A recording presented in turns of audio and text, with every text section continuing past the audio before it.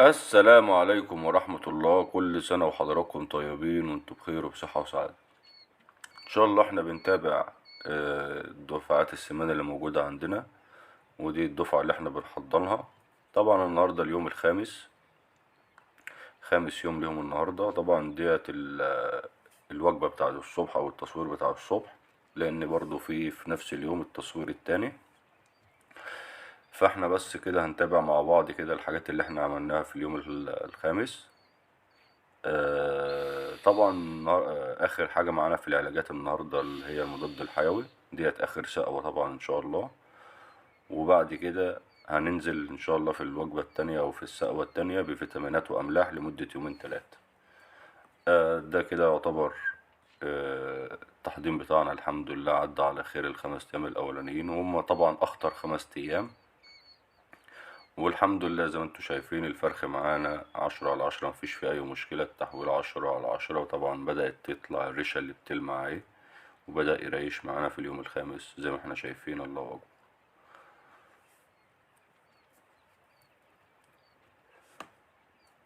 ده بالنسبة للدفعة اللي احنا بنحضنها.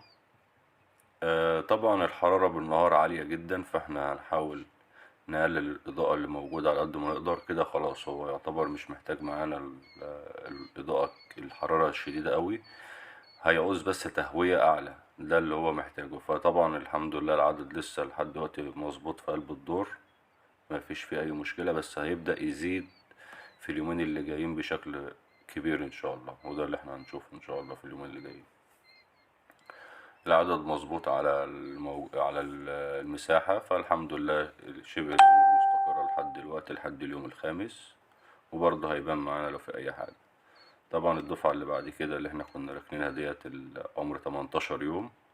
طبعا كان في الفيديو اللي قبل كده الاتنين مع بعض الاسود والابيض، فطبعا احنا قللنا العدد عشان ندي للفرخ المساحة اللي هو محتاجها.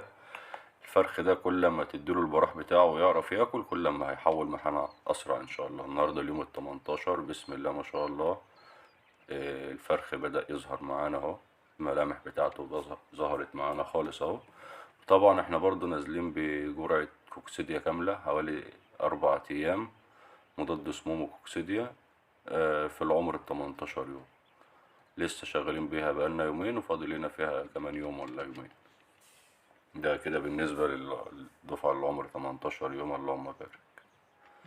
معانا دفعة برضو عمر 12 يوم اهي، بسم الله ما شاء الله اللهم بارك. ديت اليوم ال12، برضو الفرخ كامل معانا مريش معانا، بسم الله ما شاء الله اللهم بارك.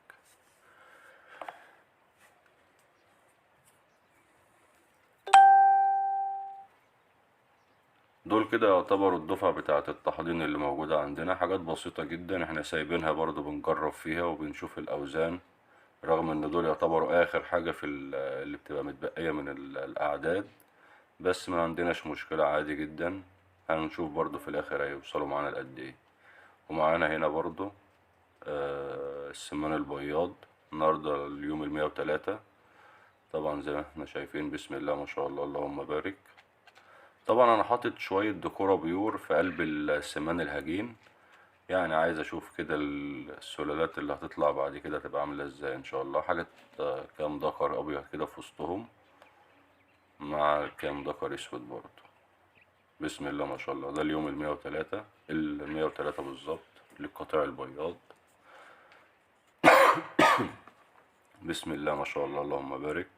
الفرخ برضه لسه واقف على حيله، برضه الدنيا تمامة معاه الحمد لله. وبرضه احنا بننزل بجرعة كوكسيديا كاملة، كوكسيديا ومضاد سموم حوالي 3 ايام او 4 ايام. احنا برضه نازلين للسمان بنفس الجرعة.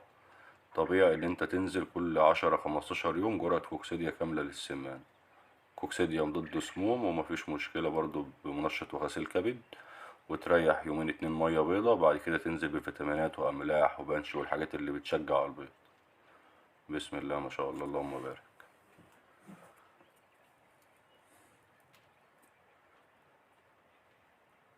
ده اليوم ال103 للسمان البياض. اللهم بارك.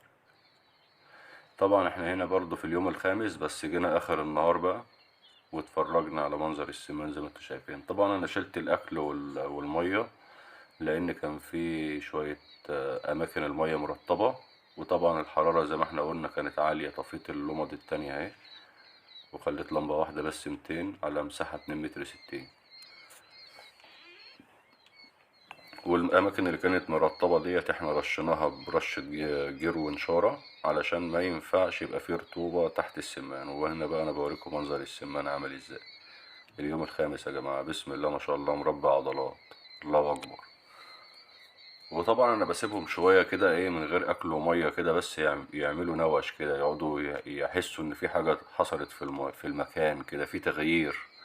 فانا سايبهم برضو شويه كده عمالين يصوصوا كده، مش هنتاخر عليهم في الاكل، بس احنا ايه بنفوقهم. بس لو في حاجه نايمه تصحى، في حاجه كده تبقى كده يعني. لازم تبقى انت متابع السمان عامل ازاي. الحمد لله احنا ما عندناش نوافق يا جماعه لحد دلوقتي. اللي ميت لحد دلوقتي حوالي 5 6 كتاكيت من اول يوم لحد اليوم الخامس. اللهم بارك يعني.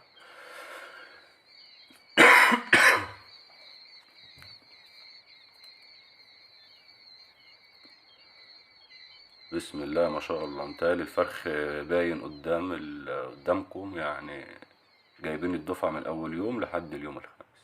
بسم الله ما شاء الله. هنا بقى حطينا الأكل والمية، وطبعا احنا نزلنا بفيتامينات وأملاح معدنية. خلاص الفرخ بقى كده مش محتاج مني مضاد حيوي تاني الحمد لله. وزي ما انتوا شايفين اهو، هجوم على الأكل، اللهم بارك. ده اليوم الخامس. ان شاء الله هنزل لكم برضو اليوم السادس هيبقى عامل ازاي، لان الفرخ كل يوم بيزيد معانا، الله اكبر. زي ما انتوا شايفين الفرخ اهو، ده الابيض البيور.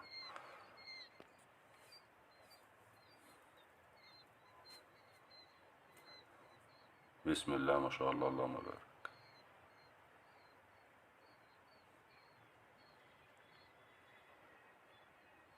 بس هو التحضير مش محتاج حاجة يعني. هو التحضير ان انت تبقى متابع الفرخ بعينك بس، شوف الدنيا عاملة ايه بس مع الفرخ، محتاج ايه. المكان بقى ضيق، المكان واسع، المكان كبير، المكان صغير، المكان التهوية مش مظبوطة، الحرارة عالية. كل النقط ديت، الأرضية مرطبة، مش عارف ايه، الحاجات دي كلها بسيطة يعني. بسيطة بس بتعمل مشاكل. فلازم تبقى مركز في الدفعة اللي قدامك. شوفها بتكبر ما بتكبرش، بتاكل ما بتاكلش، في قبول على الأكل ولا مفيش. كل الحاجات دي بتفرق.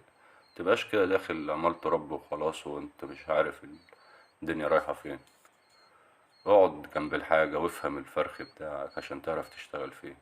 عايز اكل اديله اكل يا عم، مفيش مشكلة. بسم الله ما شاء الله. ده اليوم الخامس يا جماعة، الفرخ واقف على رجله، حاجة محترمة زي ما انتوا شايفين اهو.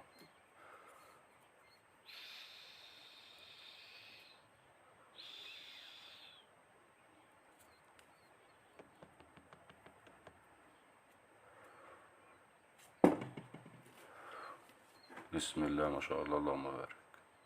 كده احنا خلصنا الدفعة اللي هي عمر 5 ايام. هنا برضو حاطين اكل بكتير اوي للدفعة اللي هي عمر 12.